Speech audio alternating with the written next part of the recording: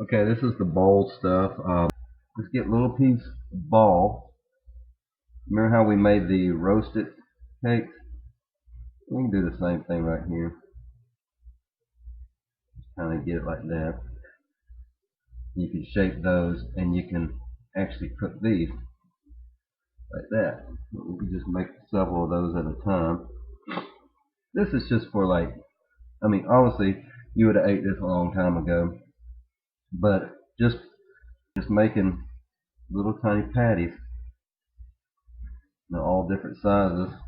Really doesn't taste like much of anything, and that's the advantage of having stuff, some sweetener or some kind of sugar or some sort of tree sap or something, fruit. I mean, something that's going to make this go good. This would be good with persimmon. You could take persimmon, squeeze the persimmons, mash it all together, then dry it up. You can take persimmons, blueberries, whatever you can find, mix them all together and make like a fruit bread. So this isn't so bland. So we're gonna roast those, and then you can see what the end result's gonna be. Okay, people are wondering, it's like, okay, he's talking about bowling versus roasting and stuff, and he didn't he had a pot. It's like, why does he have a pot?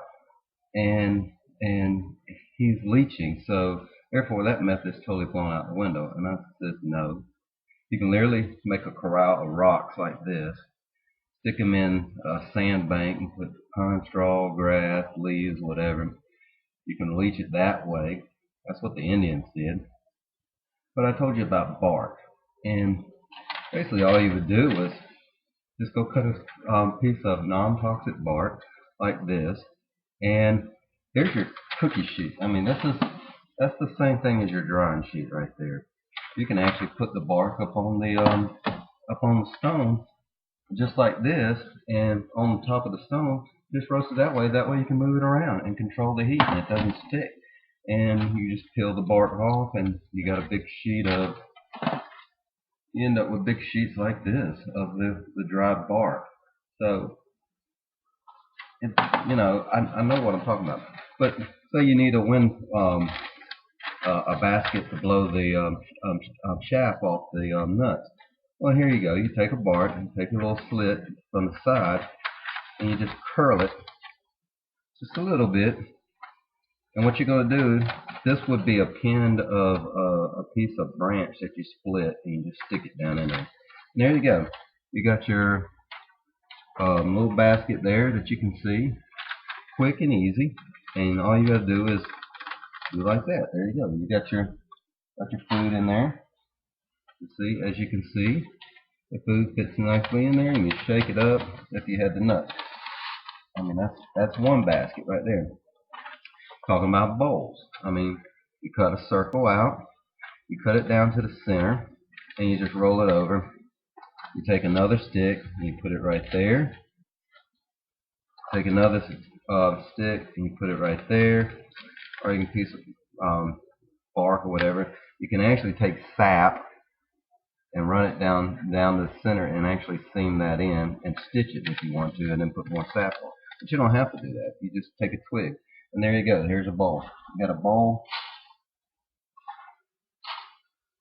There's a bowl that holds everything that you want, to do whatever you're doing. This could be a funnel for a leaching pit, or like a strainer. You can just put your little pine straw this way, put pine straw this way, and or you can do leaves. You can do all different kinds of stuff, ferns, whatever. So there you go. There's your strainer. People are talking about that when you're sifting. You don't know how you sift in flour. We shake and it falls through. That's not how you do it. You shift like this, and the small stuff comes to the outline, and you just kind of knock it off. That's how you do it. That's how you make a strainer out in the woods. Okay, there's another method. Got a piece of square bark, or I mean a sheet of paper bark, rectangle, and you cut a slit on this side, and you cut a slit on this side. And here you go. Here's a bucket. You take it, pull it over, and we're not trying to hold a lot of water in this. If it leaks out slow, that's fine. You take your stick, put it right there. You can stitch it if you want to. You can put sap on it if you want to. You don't have to. You take the other side and do the same thing.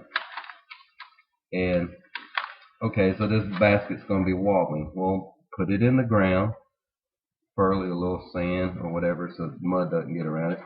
And there you go. You got a basket to leach your acorns out of. It didn't take you hardly any time. You didn't weave anything. You just stripped this off the tree, and then you're able to put your flour in there just like that. That's bark. That's going to hold strong. And so here you put your water in it. If it leaks out this little hole, that's fine. You're going to leach it anyways. You just, when it runs out, slowly, you just add more water. So there you go. There's a lot of ways of creating baskets just from bark alone. Um, like I said, pine straw is a great filter. You just lay it this way and that way and this way, this way. People use spruce needles in the old days, and the fine spruce needles. And it's okay if a couple of spruce needles get in there because vitamin C, it's good for you. Gives a little bit of citric acid flavor to the stuff. So even if you get a few needles in, so what? They're edible. Thank you. This has been done a long time ago. I took the roasted, I dried it out. You see it, little cake. Now I can just eat this. It tastes very much like granola. It does have a little bit of fibrous cardboard, a little bit, but it's 100% edible, and that fiber is actually good for you. But it tastes very similar to granola or some kind of like a cornflake made out of wheat bran.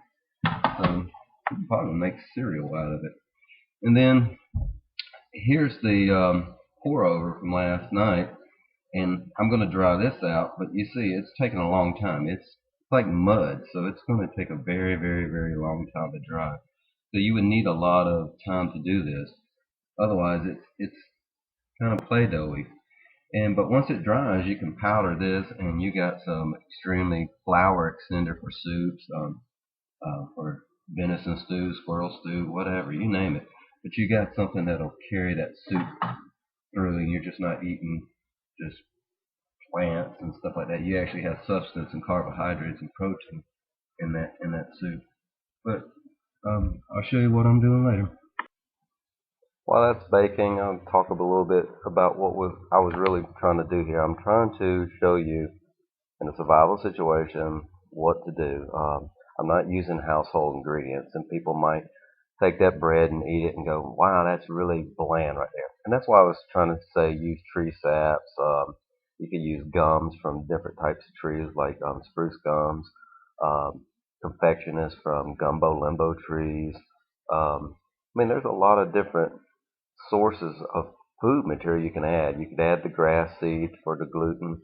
Um, but I'm experimenting and showing you how it's done in the woods, how this has been done for thousands of years. These people would have had different sugar sources when they were in a colony or a tribal setting, and so their food is going to be a lot more palatable. But this is for survival, traveling across long distance, real quick and easy, that the Indians would have done at a moment's notice, get in and get out kind of deal.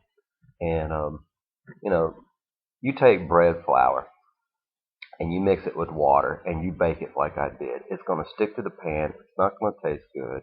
It's going to be just bland, and you're not going to like it. So when you taste this bread, you're going to go very similar to the same thing. So in reality, what you need to do is realize that you know you can do anything you want with this stuff when you process it just at home. You can make breads by mixing the eggs and the sugar and the salt and the oil and all that. You can make the pancakes. You can do all that. But that's not what I was trying to do here. I was literally trying to show you this is a survival situation. You're not going to have eggs laying around unless you have goose eggs and duck eggs, which are very rare and short, limited time. I mean, that's going to be like a 2-week period. Okay, the end results of this test, basically, in a survival situation, I'm going to roast, I'm going to leach, I'm going to get a lot of food fast. Sawtooth oak, I need about 7.5 cups of raw acorns in the shell. to get roughly 4 cups of flour. I went ahead and reground that up, but that would basically easily get you through a day. That's enough carbohydrates and protein. And then, I have the cookies and stuff that I had. I would definitely go ahead and make a bunch of these so I'd have them, to walk around. I'm not eating flour in my mouth. It's kind of bland. So, eat the cookies. Here's the one with the grape. And, they're all chewy, but, they're good. Now I split the flour one, and you make these little strips. Those are nice and chewy, really good. But the bowling method, I'm not a fan of. I don't really like. I'll do it if I really want a fine powder, like I'm doing. I'm fixing to dry that powder out. But basically, you take that bread right there, you can eat it. It's so bland. I'd rather have the cookie over this. Once again, I would definitely go over the roasting over anything in a short period of time. And for energy wise, why waste my time trying to make stuff I don't really care for anyway. Now you can make acorn jelly out of the starch. The Koreans do it. That's kind of like tofu, and it's very interesting. So you can experiment with that way. But other than that, roasted acorns. Okay, I just took the bread, bread out of the oven. As you can see, it's got a real dark color to the cookie bread. This is made from the bowl. It's okay. I mean, like I said, I'm not a fan of it. It's going to crumble because it doesn't have any gluten. If I was going to eat the bowl, that's the best way I would eat it. It's tastes the best. But overall, when you compare this cookie to this cookie, look, I'm smashing, and it's still intact. You take that and you smash it, it's all over the place. So you end up with a not as tasty cookie. Not going to hold together unless it has some more flour. Now it does hold together because it's doughy, but when you mix it with other flours, that would be a plus. And that's what I'm going to do with that dry flour and mix it with pancake flour stuff. But on the trail, I mean, you can see it took that much to snap it. This is good travel food. Okay, the end result is, I hope y'all see that. I'm not going to sit there and dry this flour and put it on this video because it's going to take a while. It's already a day and a half, and it's boiled down to nothing, to silt almost. It's going to be a very, very fine flour, and that'll be good for pancakes and stuff like that, mixing with pancake batter. But other than that, roast it all the way, make those quick cakes. If you do this, you can get food in a short amount of time. I think it was what I started that at 3:12. I roasted it. It was 2 hours and 40 minutes after picking it. I could grind it with a rock, which would have took 30 minutes or less. So you're talking about roughly about 3 hours there, and then leaching.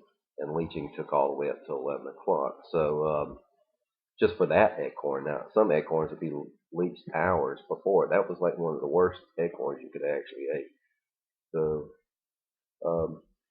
hope you enjoy that and make those little cakes, and you can go real far real quick.